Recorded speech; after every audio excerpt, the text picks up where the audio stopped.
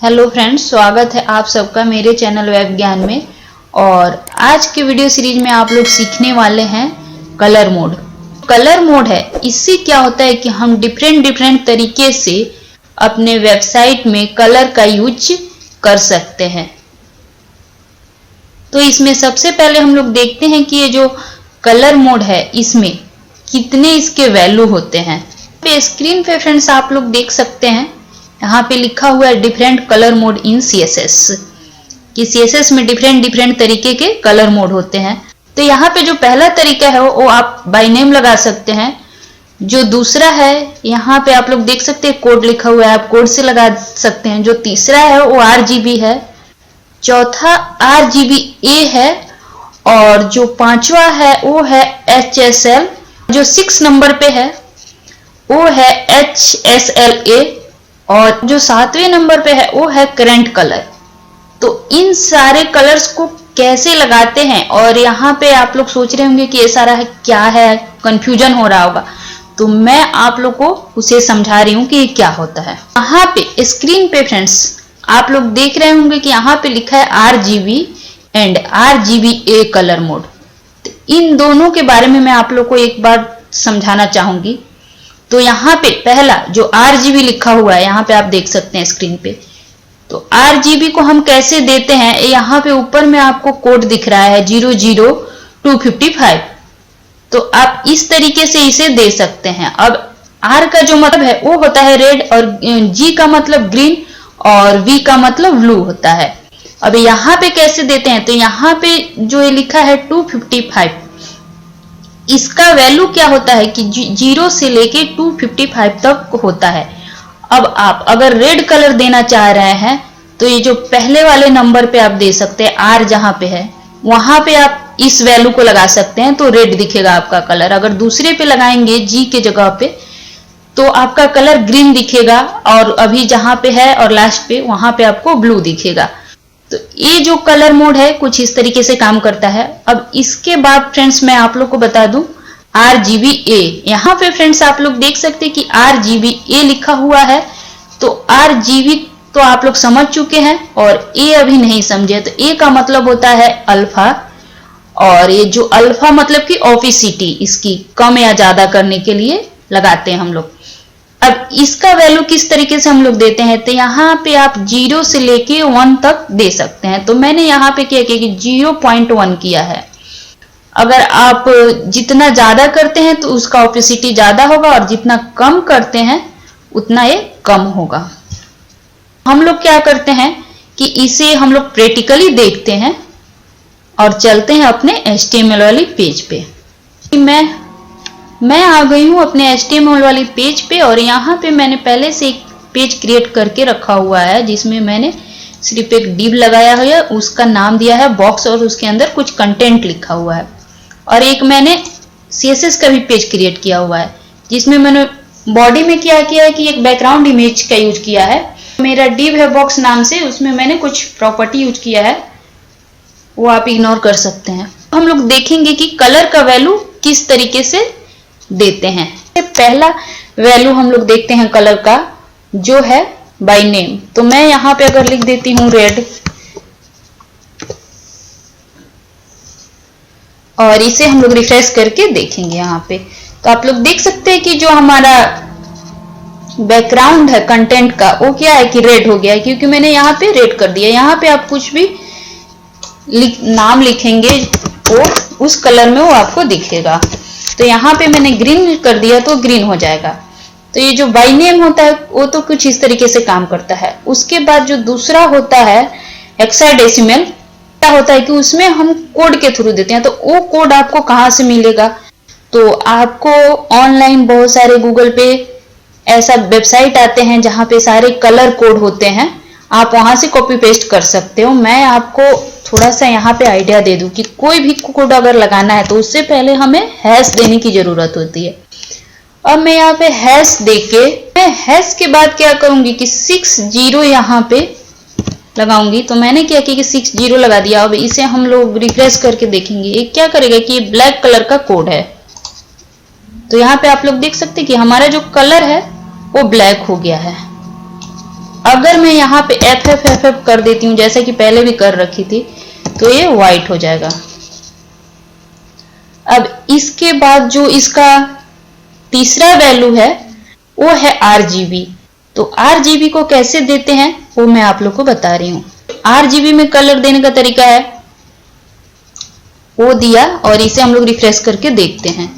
तो रिफ्रेश करने के बाद आप लोग देख सकते हैं कि जो हमारा कलर है रेड दिख रहा है। अब रेड इसलिए दिख रहा है कि R सबसे पहले आता है, मतलब कि रेड, और सेकंड पे आता है ग्रीन। तो अगर मैं यहाँ पे 255 कर देती हूँ तो ग्रीन दिखेगा।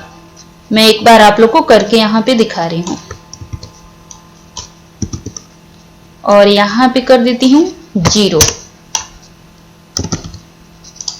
तो यहाँ पे आप देख सकते हैं कि अब ये ग्रीन दिख रहा है। अगर मैं यही यहाँ पे कर दूं तो ये ब्लू दिखेगा, और यहाँ पे कर देती हूँ मैं 0, तो ये ब्लू हो गया। तो अभी RGB जो कलर वैल्यू है इसे हम लोग इस तरीके से देते हैं फ्रेंड्स। आप 255 के अलावा आप कुछ भी दे सकते हैं इससे नीचे। इसका सबसे लास्ट वैल्यू होता है, मतलब कि ये 0 से और 255 तक जाता है। अब आप 200 भी इसे कर सकते हैं। अब वो क्या करेगा, 200 करने पे कलर कुछ डिफरेंट दिखाएगा आपको।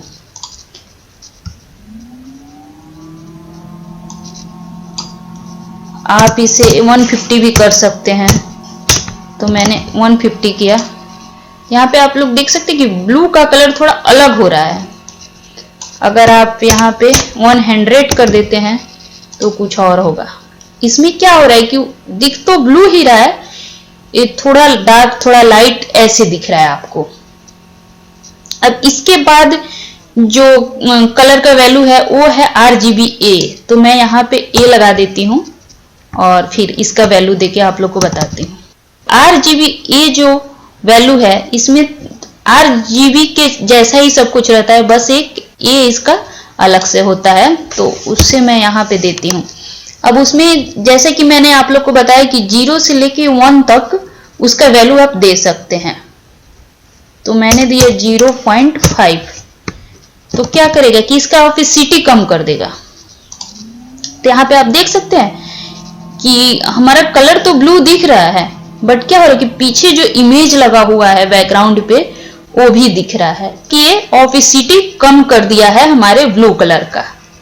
अगर मैं इसे यहाँ पे रेड कर देती हूँ और ब्लू को हटा के 0 कर दिया मैंने, अब इसे रिफ्रेश करते हैं तो रेड कलर का भी ऑपेसिटी आप लोग देख सकते हैं कि कम हो गया। पीछे से बैकग्राउंड में जो इमेज है वो दिख रहा है। तो ये RGBA वैल्यू जो है ये कुछ इस तरीके से काम करता है। इसके बाद जो इसका वैल्यू है वो है HSL। तो उसे मैं एक बार आप लोग को समझाना चाहूंगी। यहाँ पे फ्रेंड्स आप लोग को दिख रहा होगा HSL and HSLA colour mode. तो ये अब किस तरीके से काम करता है और इसका क्या क्या मतलब होता है वो मैं आप लोग को बता रही हूँ। तो HSL यहाँ पे लिखा हुआ है फ्रेंड्स, इसे हम लोग ये जो ऊपर में आप लोग को कोड दिख रहा होगा इस तरीके से लगाते हैं। और ये जो H है, H का मतलब होता है ह्यू, और S का मतलब होता है सेचुरेशन, और L का मतलब होता है लाइटनेस, कि कितना लाइटनेस बढ़ाना है घटाना है, इसका ये काम होता है। यहाँ पे जो मैंने कोड लगाया है इसे मैं आप लोग को समझाती हूँ।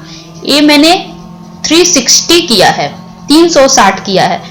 तो आप इस वैल्यू को 0 से लेके 360 तक कुछ भी दे सकते हो, वो रोटेट होता है 360 डिग्री तक, 0 से लेके 360 डिग्री तक रोटेट होता है यहाँ पे। तो आप यहाँ पे कुछ भी दे सकते हैं। यहाँ पे मैंने परसेंटेज लगाया 100% और यहाँ पे 100%। तो ये इन दोनों में क्या होता है कि 0 से लेके 100% तक होता है। तो आप जितना चाहें इसका यूज कर सकते हैं दोनों वैल्यू में।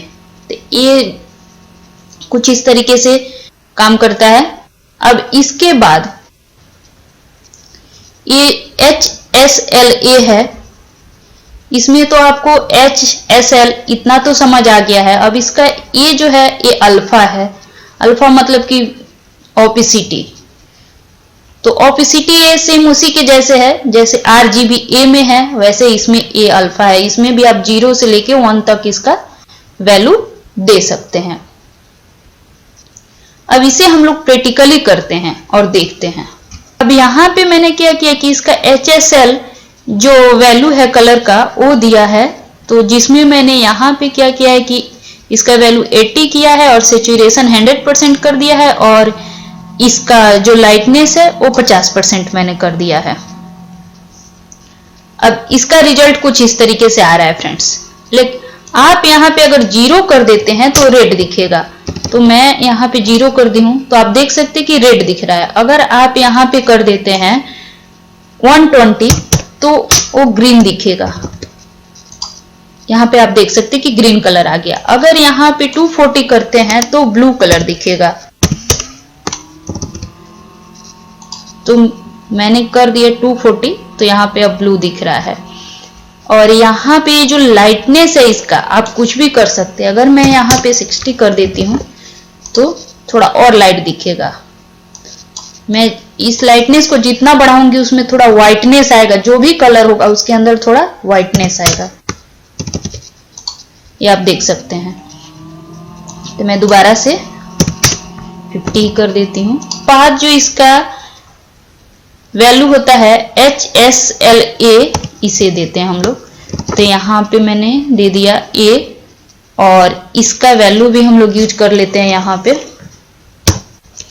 तो यहाँ पे मैंने क्या किया कि 0.55 नहीं, मैं 6 कर देती हूँ और इसे रिफ्रेश करके हम लोग देखते हैं। तो आप लोग देख सकते हैं कि क्या हो रहा है इसमें कि इसका ऑपेसिटी कम हो रहा है कलर का और पीछे से बैकग्राउंड दिख रहा है। ये वाला वैल्यू कुछ इस तरीके से काम करता है और कलर को हम इस तरीके से अलग अलग मोड में यूज कर सकते हैं। तो मैंने आप लोग को इन सारे वैल्यू को यूज करना बताया। बस एक लास्ट वाला जो वैल्यू है करंट कलर, वो मैंने अभी नहीं बताया है फ्रेंड्स। तो इसे हम लोग नेक्स्ट ट्यूटोरियल में देखेंगे। तो आज के लिए इतना ही और मिलते हैं नेक्स्ट ट्यूटोरियल के साथ। आई होप सो कि आपको ये मेरा वीडियो पसंद आया होगा। और हाँ, जो लोग अभी तक मेरा चैनल सब्सक्राइब नहीं किए हैं जल्दी से जाके सब्सक्राइब कर लीजिए ताकि आपको मेरे लेटेस्ट वीडियो का अपडेट मिलता रहे।